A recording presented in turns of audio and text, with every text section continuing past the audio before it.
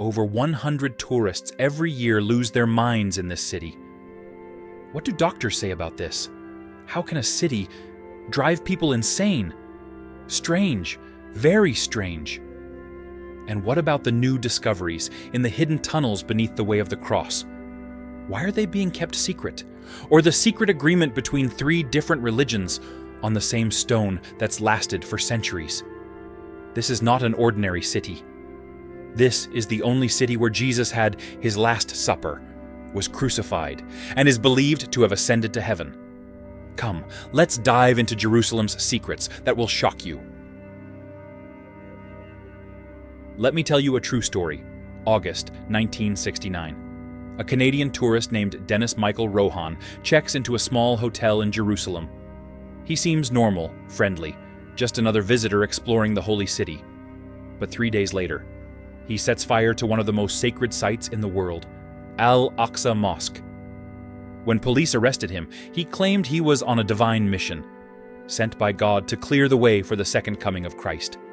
He had no history of mental illness, no criminal record, nothing. So, what happened to him? Welcome to the Jerusalem Syndrome. It's not just one case, it's over 100 people every year. Tourists who arrive perfectly sane, but within days they believe they're biblical prophets. They hear voices from God, they see angels, they strip off their clothes and wrap themselves in white hotel sheets like ancient robes. Some have tried to sacrifice animals in the streets. Others have climbed to the top of churches, believing they could fly. One American tourist walked into the Church of the Holy Sepulchre and refused to leave for 3 days, claiming he was waiting for resurrection. Dr. Moshe Kalyan, a Jerusalem psychiatrist, has treated dozens of these cases. He says the symptoms are always the same: anxiety, agitation, then full psychotic breakdown. But here's what's truly terrifying. Most of these people recover completely once they leave Jerusalem. As soon as they're on the plane home, the delusions vanish. It's as if the city itself holds some kind of power over the human mind. So what is it? Is it the weight of 5,000 years of history pressing down on you? Is it walking the same stones where Jesus walked, where prophets prayed, where empires fell? Or is there something else? Something we can't explain. A spiritual energy that modern science refuses to acknowledge? Jerusalem doesn't just tell stories. Jerusalem changes people, and some never come back the same. Via Dolorosa, the Way of Sorrows. This is the path Jesus walked, carrying his cross to Golgotha. Every year, millions of pilgrims walk these ancient stones, retracing his final steps. But what if I told you you're walking 6 meters above the real path? In 2017, archaeologists made a discovery that changed everything. Beneath the current street level, they found another Jerusalem, a Roman city, perfectly preserved, frozen in time from the exact era when Jesus lived. Ancient streets, columns, marketplaces, the Jerusalem that Jesus actually walked through. But here's where it gets strange. The Israeli Antiquities Authority suddenly stopped the excavation. No explanation, no press conference, just silence. Dr. Yuval Baruch, the lead archaeologist, mentioned finding something unusual in his initial report. Then, the report disappeared from public records.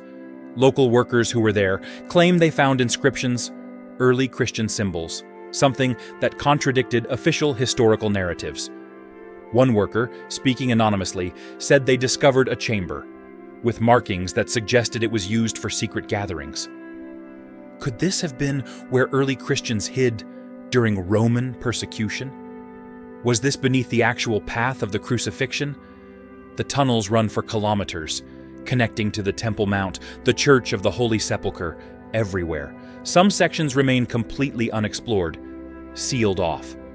Tour guides will tell you it's for structural safety. But archaeologists off the record? They'll tell you a different story.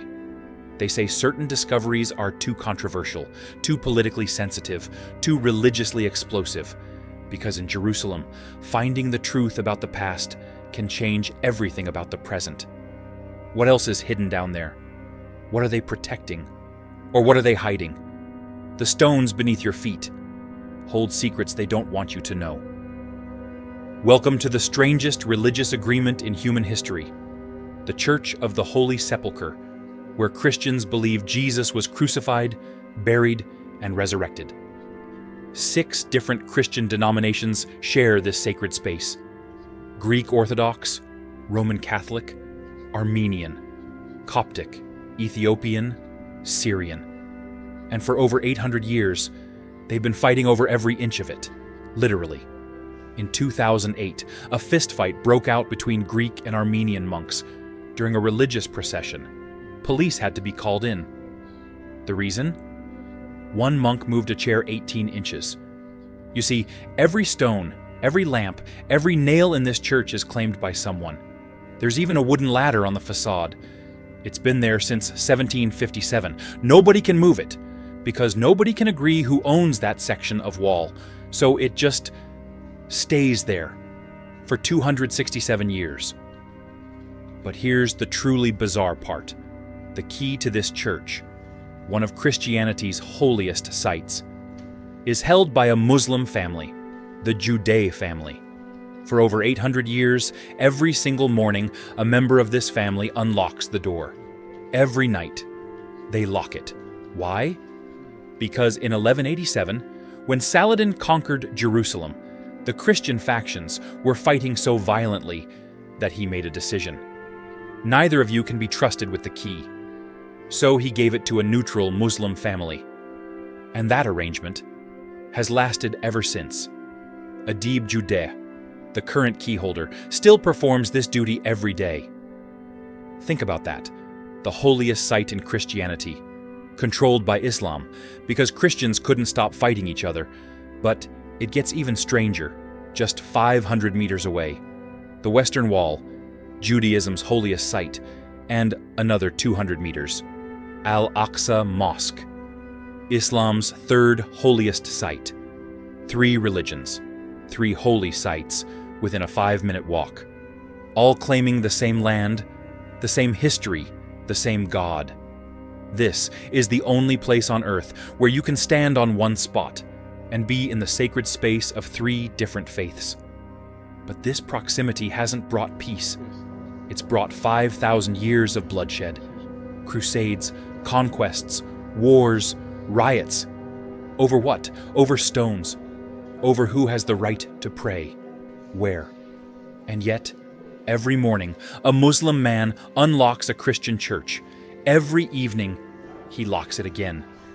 In a city divided by faith, this one act of trust survives. Maybe that's the real miracle of Jerusalem. Look at this hillside, the Mount of Olives, just outside Jerusalem's walls. What you're seeing is 150,000 graves, Jewish graves, stretching as far as the eye can see. Some are 3,000 years old. Some were dug last week. And they're all here for the same reason. They're waiting for the day of judgment. You see, according to Jewish tradition, when the Messiah comes, the resurrection of the dead will begin right here. On this mountain, the dead will rise from their graves and walk through the Golden Gate into Jerusalem. That's why this is the most expensive cemetery in the world.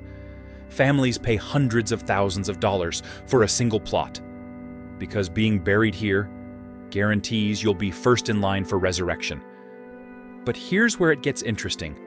Christians believe the same thing, that Jesus will return to the Mount of Olives and the dead will rise. And Muslims, they believe the day of judgment will also begin in Jerusalem. 3 religions, all waiting for the end of the world in the exact same place.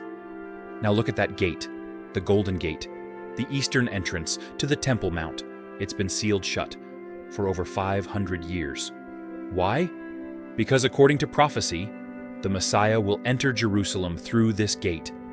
So in the 16th century, Ottoman Sultan Suleiman had it bricked up to prevent the Messiah from coming. And just to be sure, he built a Muslim cemetery right in front of it. Because according to Jewish law, a Jewish priest cannot walk through a graveyard. So even if the Messiah came, he couldn't enter. Think about the psychology of that. Building a wall to keep God out. And yet, people still come here to die. Because faith doesn't follow logic. Every year, Jews from around the world arrange to be buried here. Their bodies flown in, laid to rest on this hillside. Waiting. Some have been waiting 3,000 years. When you stand here, surrounded by 150,000 graves, all facing the same direction, you realize this isn't just a cemetery. This is humanity's largest waiting room for an appointment that may never come. What if everything you knew about the Last Supper was wrong? For 2,000 years, Christians have believed they knew where it happened. The cenacle, the upper room, on Mount Zion in Jerusalem. Millions of pilgrims visit it every year. But recent archaeological discoveries suggest something extraordinary. In 2014, during restoration work beneath the cenacle, workers found something unexpected. Ancient stone fragments with residue. Carbon dating placed them at exactly 33 AD, the year of the crucifixion. Dr. Amit Re'em, Jerusalem district archaeologist, examined the fragments. He found traces of bread, wine, and ritual washing bowls. Everything that would have been used in a Passover meal. But here's what shocked everyone. The room above, the one tourists visit, was built in the 12th century by Crusaders. It's not from Jesus' time. So, where did the Last Supper actually happen? The fragments suggest it was directly below, in a chamber that's now sealed. But why sealed? Because in 1948, when Israel was established, the cenacle became disputed territory. The building above is Christian, but it sits on what Muslims claim as the Mosque of David, and the chamber below is Jewish holy ground, believed to be King David's tomb. So, one building, claimed by 3 religions. Nobody can excavate, because any discovery could shift the balance of power. What if they found proof, definitive proof, of where Jesus held the Last Supper? Would it unite the faiths, or start another war?